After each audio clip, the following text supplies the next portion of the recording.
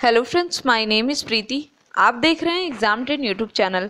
Friends, आज हम लोग डिस्कस करने वाले हैं 6 फरवरी के करंट अफेयर। आज जो भी इंपॉर्टेंट क्वेश्चंस होंगे उसको हम लोग इस वीडियो में कवर करेंगे। शुरू करने से पहले मैं चाहूँगी कि जिन लोगों ने चैनल को सब्सक्राइब नहीं किया है वो चैनल को सब्सक्राइब कर लें और बेल आइकन पर जरूर प्रेस करें। आइए शुरू करते हैं आज के इम्पॉर्टेंट क्वेश्चन।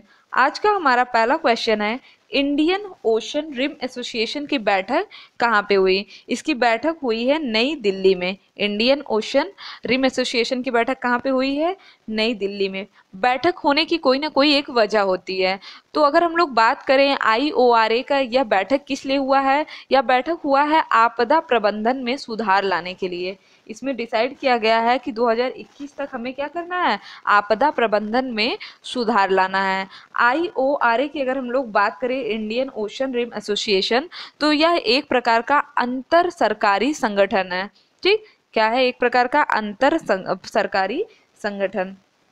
अगला क्वेश्चन हमारा कि हाल ही में भारत मोनाको व्यापार मंच का उद्घाटन कहाँ पर किया गया है? तो इस व्यापार मंच का उद्घाटन कहाँ पे किया गया है? नई दिल्ली में। जिसमें भारत की तरफ से किसने पार्टिसिपेट किया था? भारत की तरफ से पार्टिसिपेट किया है सुरेश प्रभु ने। किसने पार्टिसिपेट किया? सुरेश प्रभु। इंपॉर्टेंट क्वेश्चन है।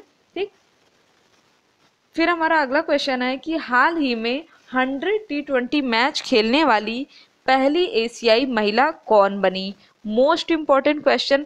रीज़न ये है कि ये जो क्रिकेटर हैं जिन्होंने 100 T20 मैच खेला है, यह एक पाकिस्तानी महिला है। एंड पाकिस्तान जब कोई भी रिकॉर्ड बनाता है तो वो इम्पॉर्टेंट होता है क्योंकि बहुत ही कम रिकॉर्ड होते हैं उसके पास। तो यहाँ पे हम लोग बात कर रहे हैं सना मीर की।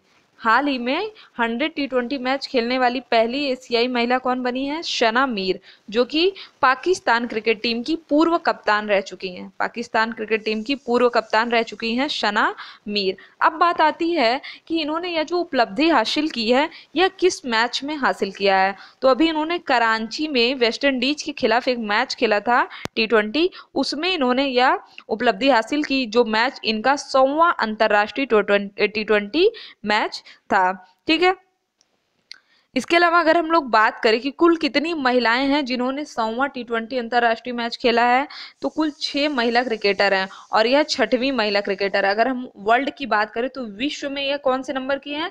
6वीं। लेकिन अगर हम लोग एशिया की बात करें तो एशिया की पहली हैं। ठीक है, चलिए अगले क्वेश्चन की बात करते हैं। किस देश में नीलांबर आचार्य को भारत का राजदूत नियुक्त किया गया है? किस देश ने नीलांबर आचार्य को भारत का राजदूत नियुक्त किया है? तो ऐसा करने वाला है नेपाल। नेपाल ने नीलांबर आचार्य को भारत का राजदूत नियुक्त किया है। अब अगर हम लोग बात करें नीलांबर आचार्य की, तो नीलांबर आचार्य नेपाल के कानून मंत्री भी रह चुके हैं। बात आती है कि इस राजदूत जो पद है इसकी शपथ कौन दिलाता है? तो इसकी शपथ दिलाया उनको नेपाल की राष्ट्रपति विद्या देवी भंडारी ने। किसने दिलाया? विद्या देवी भंडारी ने उनको उनके पद की गोपनीयता की शपथ दिलाया। ठीक, इसके अलावा अगर हम लोग बात करें कि इस समय नेपाल के PM कौन है, तो नेपाल के PM है KP ओली। और नेपाल की कैपिटल क्या है? नेपाल की कैपिटल है काठमांडू। अगला है हमारा कि भारत के किस शहर में ग्रीन हाउस का उत्सर्जन सर्वाधिक है? तो ग्रीन हाउस गैस का उत्सर्जन सर्वाधिक है हमारा गुरुग्राम में। कहाँ पे सर्वाधिक है? गुरुग्राम में। अगर हम लोग बात करें, अभी हम लोगों ने कुछ टाइम पहले पढ़ा था कि सबसे तेजी से बढ़ते हुए शहरों में टॉप 10 में कहाँ के शहर हैं? भारत के शहर हैं। और मैंने आपको बताया भी था कि जितनी ज़्यादा डेवलपिंग कंट्री होती है वहाँ पे ग्रीन हाउस गैस का उत्सर्जन उतना ज़्यादा होता है। ठीक है, वहाँ पे पोल्यूशन उससे सबसे ज़्यादा होता है। ठीक, तो इस वजह से देखा जा रहा है, ठीक है, हम लोग एक जगह तो प्रोग्रेस कर रहे हैं कि चलो सबसे नंबर 1 पे जो शहरों में वृद्धि हो रही है, सारे विकास कर रहे हैं, उसमें हम नंबर 1 पे हैं। लेकिन इसी के बेस में हमारे यहाँ ग्रीन हाउस गैस का उत्सर्जन भी हो रहा है कंपैरिजन में। तो ये हमारे लिए काफ़ी दुख की बात है, क्योंकि अगर हमारा जो इन्वायरमेंट है वो ही पोल्यूशन फ्री ना हो तो लोगों को तरह तरह की बीमारियां होंगी, जो कि एक तरह से हमारे विकास को घटा ही देगा। ठीक है, तो यहाँ पे अगर हम लोग बात करें कि गुरुग्राम में कितने कार्बन डाइऑक्साइड का उत्सर्जन हो रहा है, कि हम लोगों ने डायरेक्टली बोल दिया कि गुरुग्राम में सबसे ज़्यादा पोल्यूशन हो रहा है। देखिए 140 kg।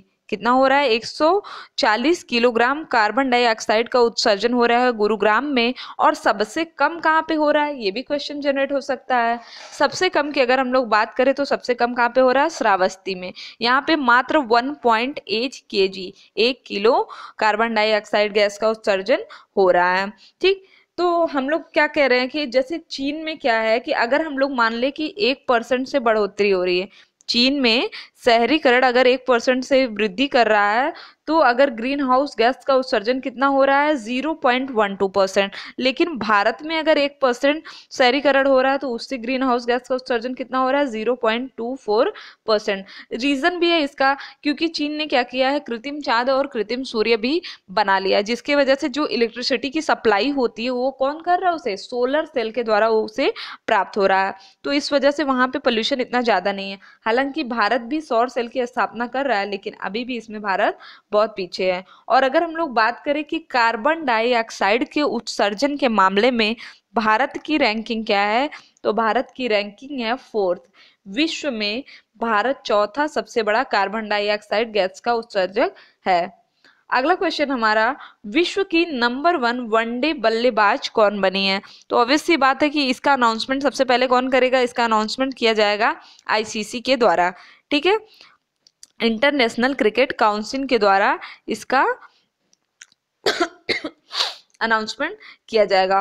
और इसमें जो बनी है वो है स्मृति मंधाना। स्मृति मंधाना अभी कुछ दिन पहले भी चर्चा में थी, जिसका रीजन था कि इन्होंने इंडिया और न्यूजीलैंड के मैच में इन्हें प्लेयर ऑफ द सीरीज चुना गया था। स्मृति मंधाना को इंडिया न्यूजीलैंड का जो मैच हुआ था, जिसमें से 2 मैच इंडिया ने जीते थे और 1 मैच किसने जीता था, न्यूजीलैंड ने। इसमें क्या किया था, इन्हें प्लेयर ऑफ द सीरीज बनाया गया था। अब बात आती है कि नंबर 2 पे कौन है। नंबर 1 पे तो स्मृति मंधाना है, नंबर 1 बल्लेबाज विश्व की। सेकंड पे कौन है, सेकंड पे है एलिस पेरी। सेकंड पे कौन है, एलिस पेरी, जो कि कहाँ से बिलोंग करती हैं, ऑस्ट्रेलिया से बिलोंग करती हैं। और थर्ड पे है मेग लैनिंग। कौन है, मेग लैनिंग, ये भी कहाँ से बिलोंग करती हैं, ऑस्ट्रेलिया से बिलोंग करती हैं। तो विश्व की नंबर 1 महिला वनडे बल्लेबाज कौन बनी है, स्मृति मंधाना। और 100वां T20 मैच खेलने वाली पहली एशियाई महिला कौन है, शना मीर, याद रखिएगा। अगला क्वेश्चन हमारा कि विश्व धरोहर केंद्र की स्थापना किस राज्य में की जाएगी, यह किया जाएगा पश्चिम बंगाल में। ठीक है, जिसमें 45 देशों के आध्यात्मिक केंद्रों की स्थापना की जाएगी। इसके लिए जो बजट है वो कितना है, 3000 करोड़। किसके द्वारा किया जाएगा, तो Mayapur ISKCON international society for Krishna conscious, ठीक, यह एक वैश्विक केंद्र है, यही कर रहा है इसकी स्थापना।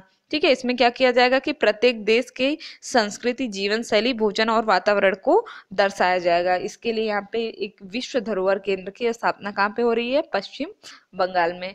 नेक्स्ट हम लोग बात करते हैं कि हाल ही में सरकार ने किस योजना की दूसरी किस्त के लिए आधार कार्ड की अनिवार्यता को समाप्त कर दिया। तो इसका नाम है प्रधानमंत्री किसान सम्मान योजना। अभी हम लोगों ने पढ़ा कि जो हमारा 2019-20 का बजट आया था उसमें इसके बारे में बात किया गया और बताया गया कि 6000 रुपये दिए जाएंगे, 6000 रुपये की वित्तीय सहायता प्रदान की जाएगी, किसको, किसानों को। इसके अलावा सरकार ने लक्ष्य रखा है कि 2022 तक हमें क्या करना है, किसानों की आय को दोगुना करना है। ठीक है, तो इन सभी जो योजनाएं बन रही हैं ये उस पर्टिकुलर योजना को बढ़ाने में या सक्सेस करने में हेल्पफुल होगा। ठीक, तो इसमें कहा गया कि 2000 रुपये की जब आपको पहली किस्त है तो इसके लिए आधार कार्ड अनिवार्य नहीं है, लेकिन जैसे ही आप दूसरी किस्त पे आएंगे वहां पे आधार कार्ड को अनिवार्य कर दिया जाएगा।